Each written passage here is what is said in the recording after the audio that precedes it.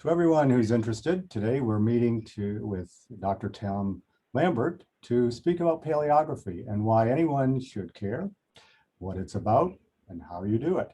Tom has, for a number of years, led workshops at the Meter Center on 16th century French paleography. And in fact, we'll be doing so again in July, however, not in person, but online. But we'll talk a little bit more about that later. But to begin, welcome, Tom. And Thanks, Paul. Very interested in knowing, what is paleography? We talk about it, but why should anyone care? Let's begin by saying what it is. Okay, well, pretty simply, paleo means old, graphy means writing. So it's old writing, or the study of old writing, or the art and science of reading old writing.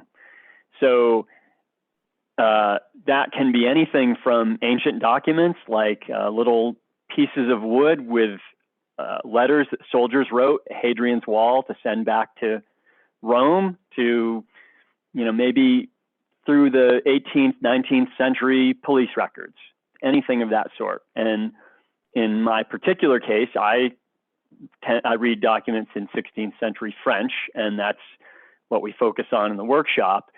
And the reason for that is, well, obviously because of the Meter Center's focus, for one, but also because it is a bit of a challenging period from about 800 AD until about 1200. People use Carolingian minuscule, which is similar to modern handwritten printing in lowercase. And there's a gradual shift to black letter, which is roughly like what people would see on those terrible kitschy signs in Old English, spelled with an E. But in the 15th and in the 16th century, people transition to cursive writing, and that becomes general in the 16th century. But it takes another century or two before the chancelleries of Europe, the official scribes and so on, settle on an official standardized hand. So in that period from the late 16th, 15th century into the 17th century, handwriting is highly variable and just, I think, to a modern eye, fairly messy. So, for example, a lot of times when I give a document to a native French speaker, one of the first things they do is turn it upside down and then turn it right side up, because it just doesn't resemble our script that much. So it's just deciphering these difficult to read documents. And there's a lot of components to that. And one is just the handwriting itself. But in addition to that, you have a lot of linguistic variation at the time. So for example, in France, after the revolution, when they first did a survey for the educational system, only 15 out of the 85 départements in France actually spoke French as the normal language of instruction. So you have a lot of local variation. And then obviously it's an archaic language. So anybody who's read Shakespeare or Chaucer in English understands you have a similar problem with reading a 16th century French. And it's actually even a much greater problem, because we think of Shakespeare as artificially modern, or Calvin. If you read Calvin in French, he feels very modern. But part of that is because Calvin was such an important figure that he makes such a contribution to the formation of modern French that he feels particularly modern. Whereas when you're reading a random scribe who made no contribution to the language, their oddities don't get picked up and carried forward, so they feel even more distant. So you have the local variation plus just the archaicisms and the age of the language. And then finally, you just need a real broad cultural knowledge because of all of the references. And I came up with an analogy, which I'm going to have to read because I had to think about this for a second. Because I'm not on social media and so on, but I thought, imagine you found a text from somebody, you're a historian in 2500 and you found a text from somebody from back in around, say, you knew it was roughly around 2020, and it said, dude, check out your FB feed. CDC says COVID is going to be a big deal. There is so much of that that would be really hard to decipher. Like the word dude, if I look in my college dictionary, it means a city person who's well-dressed. Check out, it's going to refer to library books. When it says a feed, it's all the references in my dictionary are to food. So like already you can see that's kind of incomprehensible to someone who would be, say, reading that with a 1980s knowledge. And then you come up with things which we come up against a lot in the 16th century, where it's FB feed, which I don't even have a Facebook account, but I would immediately recognize that as a Facebook thing. But if you were looking at it from 500 years distance, you would need a really terrific cultural knowledge to be able to decipher that type of sentence. And so when you're dealing with these old documents, those are the kind of challenges that you come across. And that's the task, is to unravel that puzzle. Okay, excellent. Yeah, that's a very good introduction. Now, so you've got a group of people sitting there in front of you. What do they need to know? What is going to help them begin to say, oh, I can do this. This looks like a real puzzle to me, but you're saying this is fairly complex. So what am I going to have to do to really get into this? So it obviously there's our levels of complexity. There are a lot of texts that somebody would be able to pick up and just read with no problem if they have even a reasonably good knowledge of the language. So the first thing is just to find text that you can actually read. And just similar to learning to read in your own language, you just keep ratcheting up to more and more difficult texts. And so if you start with an easy text and then that goes well, you just move up to the next harder text and keep working on your knowledge of both the handwriting and the language and the culture.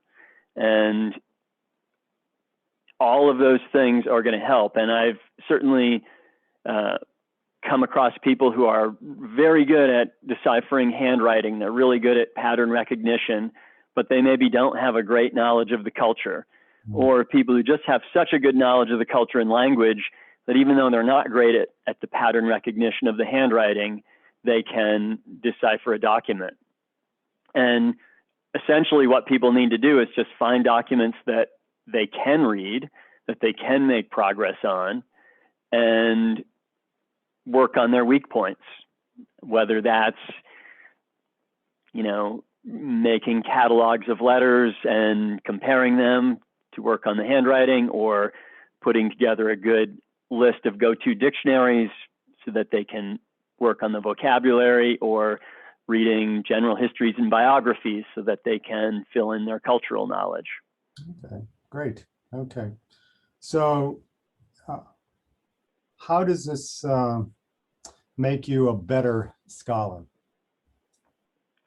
How does it make you a better scholar? Well, I could answer that at a few levels, and I'm going to answer it at the obvious level last. Because, first of all, for me, it just was the thing that really kept sparking my interest in the past and in history. So to me, it just kept it fun. And Paul, you knew my graduate advisor, Bob Kingdon, and that was one of the things that I so admired about him, is that even at 80 years old, he would get so excited. And the reason it keeps it exciting is when you read in secondary sources, you're reading through a filter. And when you dive into the documents, that filter goes away and you're getting a bit more of a random selection of the past. So you have to do things like, you come across these words you don't know and you have to go to a dictionary, or maybe the next level where you have to go to a medical treatise or a legal treatise or a biography. And so it just kind of forces you into a broader, deeper image of the past, because you have to go down all of these avenues in order to construct the meaning of this text. And it also, I think, often just surprises me about the past. So it knocks me out of a certain complacency. And I can think of dozens of examples, but one that always comes to mind is just reading through the boring day-to-day deliberations of the Geneva City Council, and in walks somebody from the countryside who has captured an eagle, which is the symbol for Geneva, part of the symbol of the Genevan flag. And he brings in the eagle to show to the councilors and releases it in the council chambers. And the eagle flies around the council chambers until somebody opens the window and it flies out. And it's just this thing that I would never have imagined happening. It seems like if you saw it in a movie, you would say, oh, stupid Hollywood thing. And yet, there it is. So that dive into the document is more random than reading in secondary sources or even printed primary sources. So I feel like it gives you that a sense of the color of the past more than a filtered, organized view of it. So that, I think, is just really helpful as a historian, and it really keeps it interesting. Beyond that, of course, there are all sorts of documents that are not printed. So, for example, if you want to be an expert on Calvin's sermons, more and more of them are finally being edited. But until, 50 years ago, there were only the ones that were printed in the 16th century that were available without being able to read manuscripts. And so if you really want to know Calvin's sermons, you would have had to know paleography. And that's true for many writers, artists, and so on. And then finally, I would say it just makes you a much better reader. So one of the things that I find over and over in our workshops is people will come up with a reading, and then I'll say, and what does it mean? And they haven't actually thought about that. And I think as readers who are reading printed, edited texts, we tend to be very superficial readers. And there are exceptions. I think people who study theology, philosophy, poetry tend to be really deep readers. But in my field as a historian, people tend to be fairly superficial readers. They read for general content. They tend to read quickly. A lot of times you have to read a lot of volume as a historian. We don't tend to do those deep dives that a poetry scholar or a theologian does on a small text. And when you start doing paleography, it slows your reading down and forces you to really think about, did I actually understand this text? And I think that has, even if you never do research in the archives, I think that has a carryover impact on how you read other texts and how you understand them and how you understand your own understanding of what you've read. Okay, excellent. Very good. Yeah, a couple more questions. So you mentioned archives. What do you mean by archives, and how does that enter into the whole field of paleography? Okay. So you obviously are a curator at a library, and generally speaking, a library is a place where a curator collects things of interest, and it's a curated collection. An archive is usually curated not based on a representative sample or something like that, but types of documents. And so they're at all levels. It could be a family archive where it's all the documents from that family, or a municipal archive, or a state archive, or a national archive. But it's essentially a depository of documents of a certain type. And they can be any kind of document. I mean, nowadays an archive might be holding video recordings, but the key thing is that they again tend to be not curated in the same way as a library or a museum. So it's one of the reasons why, when I said it ends up being a bit of a random walk through the past, is you tend to know when you start reading in an archive what type of document you're going to read, but you tend to not know what the content will be. So for example, you might read all of the minutes of a given notary and just start reading them.